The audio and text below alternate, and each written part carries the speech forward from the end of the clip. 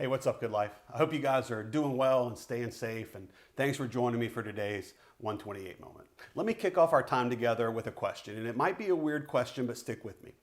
If Adam dropped his toast in the Garden of Eden, which side would it land on? I know it's a weird question, but let's think about it for just a moment. In the Garden of Eden, when everything was perfect, before Adam and Eve sinned, let's imagine that Adam is having a piece of toast for breakfast. He's buttered it up, he put the right perfect amount of grape jelly on top, and then he dropped it.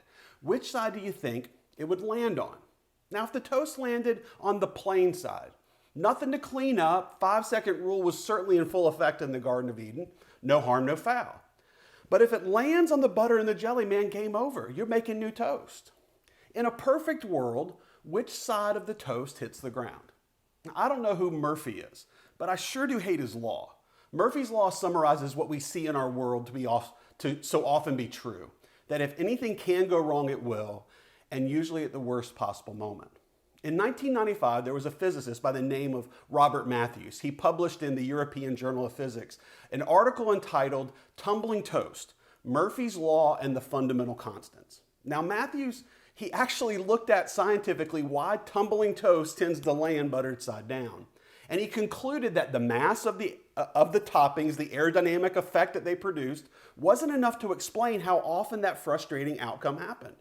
He concluded this. He concluded that the manifestation, the fundamental constants in our universe, that the manifestation of Murphy's Law was based on the fundamental constants in our universe. As such, we've probably confirmed the suspicions of many regarding the innate cussedness of the universe. This conversation about toast isn't just a random thought from too little sleep and too much time inside. As a global pandemic continues to unfold, normal life in a fallen world isn't taking a break. Just in our household over the last week or so, our air conditioning went out. I know it's a first world problem, but also our youngest son had his first seizure in 2 full years.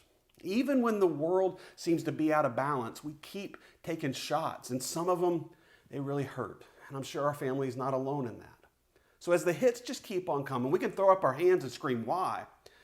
But if we do, we're going to miss the point of our pains and the purpose that they can serve. C.S. Lewis, one of the sharpest minds that ever followed Christ, in his book, Problem of Pain, he wrote this: "We can ignore every pleasure, but pain insists on being attended to.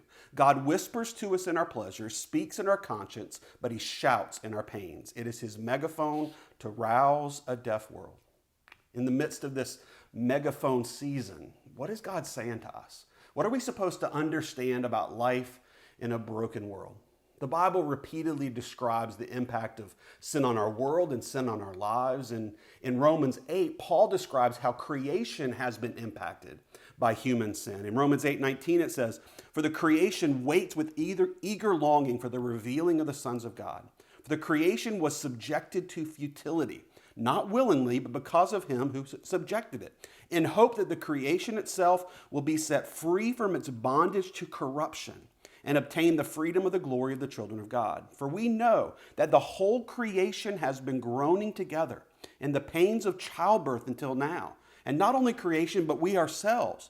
We have the first fruits of the Spirit. We groan inwardly as we wait eagerly for adoption as sons, the redemption of our body." So all creation is groaning for this to be set free from sin. But what about us? How are we to survive and thrive in a world where everything from toast to entropy is living in the wake of original and ongoing sin? What's the point of all the pain that we experience in this life? Well, after telling his disciples how difficult their lives were going to be after he ascended to heaven, Jesus shared these words of comfort with them. In John 16:33, he said, "I've told you these things that in me you may have peace. In the world you will have trouble and suffering, but take heart, I've overcome the world." So if this sin-stained world has been overcome, what's the point of the pain? You know, some pains, I think, are a reminder that we live in a fallen world broken by sin. And so every time the toast lands on the wrong side or Murphy's Law rears its ugly head, we're supposed to be reminded that we have been tasked with sharing the good news with a world that's living in a creation that is groaning for peace and hope and good news. Our world is broken, and life in a broken world is going to be painful. But thankfully, we know the one who's overcome the world. I really don't know which side Adam's toast would have landed on, But I know everyone in the world experiences the effects of original sin and will one day answer for their own before God.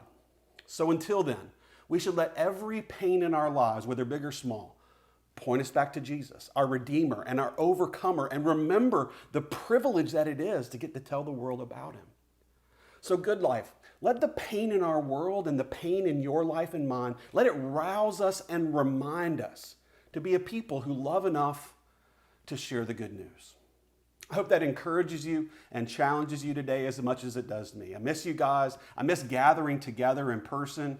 But until we can do that, we're going to keep gathering online. Tomorrow we have our kids service launching at 9 o'clock on YouTube and our worship service launching at 9:30 on YouTube. We'll be continuing our Unexpected series, walking through the life of Joseph. So we not only invite you to join us tomorrow morning, we want you to invite somebody else to join us as well. We look forward to seeing you. We hope that you'll be able to join us tomorrow morning as we gather online.